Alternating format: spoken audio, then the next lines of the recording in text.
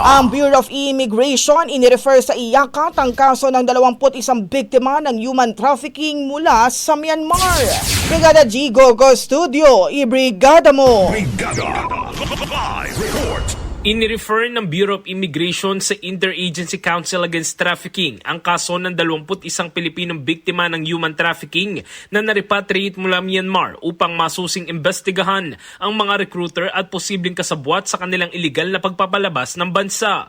Ayon sa BI, dumating ang mga biktima sa NAIA Terminal 3 noong June 25 mula Thailand. 2 sa kanila ang umalis bilang OFWs habang 19 ay lumabas bilang turista. Karamihan ay na-recruit sa social media para sa trabahong customer service sa Thailand na may $1,000 na sahod. Ikinwento ng isang babae na pagdating sa Thailand ay dinala siya sa Myanmar at pinilit gumawa ng online romance scams. Hindi siya binayaran at pinagtatrabaho ng lampas 14 na oras kada araw. Isang lalaking biktima naman ang nakaranas ng pisikal na pananakit at pagbabanta ng electrocution.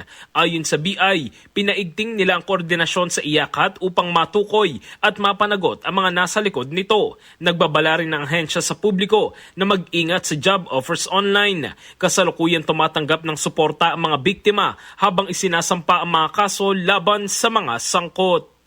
In the heart of changing lives, ako si Brigada Jigo Custodio ng 105.1 Brigada News of Manila, the Music News Authority.